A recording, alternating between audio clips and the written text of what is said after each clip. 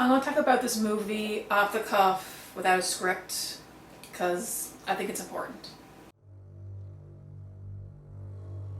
So I just got back from seeing Joker. As always, I tend to see these new movies a week after they release so I can kind of get rid of the crowds.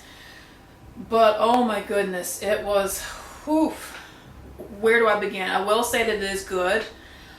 Probably one of the more uncomfortable movies that I've seen, but I'm glad I've seen it.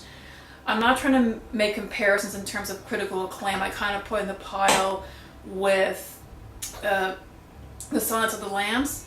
I've seen some messed up stuff in the cinema, don't get me wrong, but Silence of the Lambs is one of those movies, it was brilliant, very good, but the kind that I probably wouldn't want to watch again. Joker definitely falls into that category. I mean, I did enjoy it, but it's just, whew, like people around me, I was just sitting in my seat just staring at it. And of course, when you watch movies like these, there are different perspectives. You can watch it from the perspective of a generic, consumer of entertainment.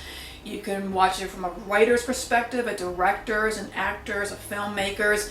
In a way, I look at a movie from all those perspectives because I am a bit of all of these things. I do a bit of writing. I mean, I mostly film make. I act when I can.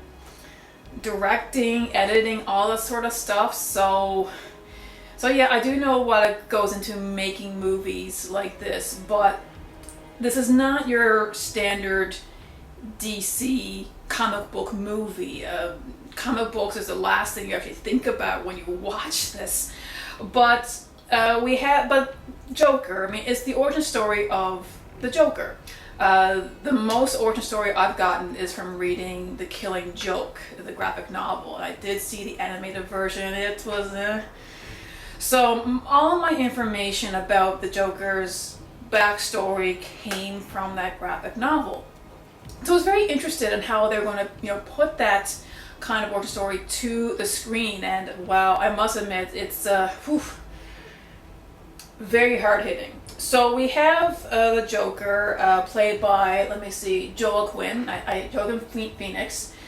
And my goodness, talk about being dedicated to your craft. He lost a lot of weight for this role. Anytime you see him with his shirt off, when he's bending over, to pick at his shoes, or just lying back with a cigarette, you're just as uncomfortable with his appearance with this character. And the thing is with this character is he's a product of a failures, multiple failures. He's a product of a system that failed him. The general public failed him. His own mother failed him. A combination of that and betrayal. And this film really, really focuses a lot on his psyche, on nihilism, the mental illness that he suffers from. And you can tell that he is trying his best to get through society, but it keeps knocking him down. You wish him the best despite knowing what he's going to become, but he's just knocked down repeatedly, and you can't help but feel for him. And in a way, almost anyone in a twisted way can identify with this character. At some point in everyone's life, we feel that we've been knocked down, or we feel that we're not cared about, or someone is failing us, or someone betrayed us. It can be the most mild cases to just, extremely severe on the scale. I think everyone has felt something like this, that they're completely alone. And that's what makes this character, why people sympathize with them, at least in the beginning. As time goes on, you almost feel like you're his conscience. You're the little person sitting on his shoulder telling him, "Oh my, what are you doing? Don't do this. You should do it this way." And it reflects on the bottom message. I think this movie there's lots of messages, but one that spoke to me the loudest is in The Notebook.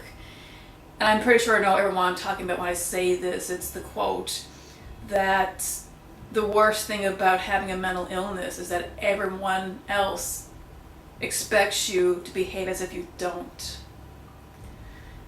And that's very, very powerful because it's true. You know, we're living in a world that we're now becoming more aware of mental illness, but the stigma is still there.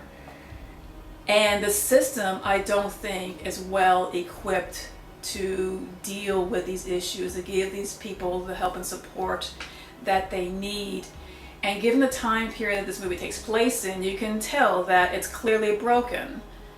It's nothing like it is today. Like it's like things today aren't, you know, nothing's perfect. There's still a room for improvement, but the time gap, yes, it's it is completely different. So yes, these are hard-hitting issues. I'm sorry that I can understand. It's very uncomfortable for people to face with. When it comes to, I guess, the finale, I've heard people say different things about the actual ending, but I'm talking about maybe 10 minutes, 15 minutes before, sort of like the climax of the film, where the Joker, he's in his makeup, he's on the talk show, and I don't really want to say the line because I really think more people should see this, but if you've seen the movie, you know what I'm talking about. And it's uncomfortable to admit, like what he's doing is very nihilistic. That you don't agree with what he's doing. Obviously, like he's just a horrific person. But when he goes on his tangent, it's equally uncomfortable to kind of admit that he's not exactly wrong. And it makes you ask yourself, well, what can we all do to fix this? To stop this sort of thing from happening? And I really think this movie does a good job of asking those questions through the series of events that leads this character, Arthur, to become the Joker. Now, how this fits into the whole DC universe, very complex. You do see Bruce Wayne as a child, you do see his parents. The one thing that didn't really click with me is the fact that his parents they actually look like his grandparents. Is it just me? Like, his parents look way older than they should. When they're talking about these individuals of the Wayne family, I thought they were grandparents. I really thought that, but nope. That's Bruce Wayne's mom and dad. So like, okay, sure, all right. Now, how this film was played out, like how the cinematography, I really liked it. It's not too over the top with its visuals. It's just enough to really set the atmosphere. The colors aren't super bright, but are not super monochrome either, like the other DC movies are. I make a joke, like a lot of filmmakers joke about that. All you do is just put some grayscale filters in there, and bam, you got it. But no, I didn't get that from this. The acting was very genuine. The Joker, he had the kind of attitude that, again, this is where the unsettling behavior comes from and how you feel unsettled as well watching this character.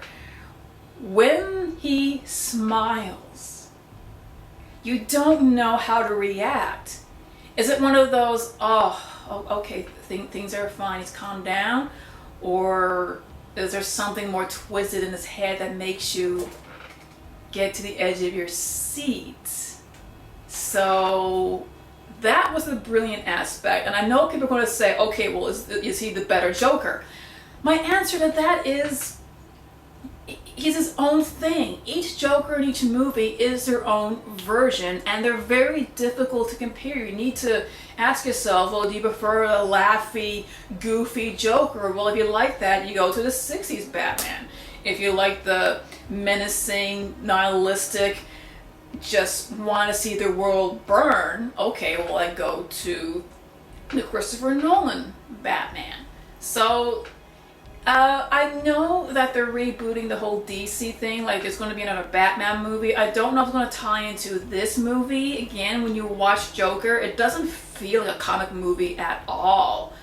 It doesn't. It's the same kind of atmosphere, production value, like I said, as Silence of the Lambs would have. You just don't think about this sort of thing.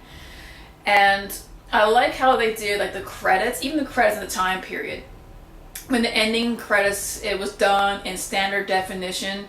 It was something rare, the 70s, early 80s. So yeah, little touches like that really get to me, and I love the style of how it was done. But the acting, the writing, the atmosphere, cinematography, even the music, it all just played it so well. Now, am I saying it's a masterpiece? No. It's not to say that it doesn't have its faults.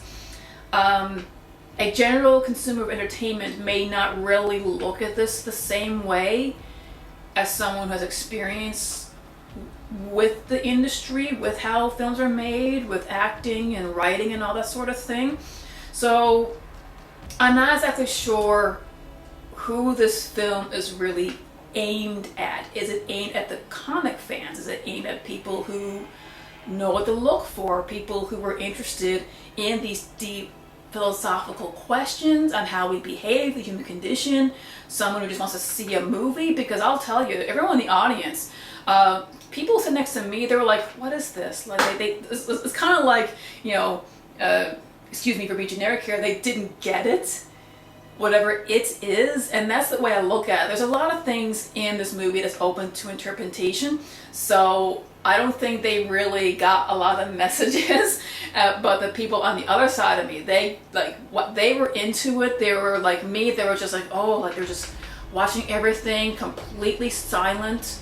There are tiny bits of humor in this, but it's the kind of humor that'll make you feel bad laughing at it. Now, I did that a lot in Christopher Nolan's version of the Joker, but in this one, it's more of like you kind of want to laugh because he wants you to. He's looking, the character's looking for that humor because that's what he wants. He's in that industry of being a clown. Then he's trying to be a stand-up comedian. So yeah. That's the kind of reaction I was, everyone's going to react differently, by far. So if you're one of those people that enjoys watching a movie for social commentary, hard-hitting questions, anything else involving this character, I think you really will enjoy the Joker. I'm not sure if enjoy is the right word. I mean, you'll like it, but it's not the kind of movie you're going to be leaving with a big smile on your face, if pardon the pun. But it is one of those movies that is going to make you it's just very sobering. I think that's the best way to describe it. It's very sobering. It's going to make you think, ask questions, and it's a great discussion topic among other film fans if you have in your circle. So yes, if you have a general interest in the Joker as a character, even if you're a fan of comic book movies, I think you'll take something away from this. So, but I will warn you, it's not your typical entertainment piece. I really think you're going to walk out of this with a different perspective on the world and how we treat each other, which I think is a very good thing, because we need more experiences like that. But anyway, this is Chibi Neko, signing out.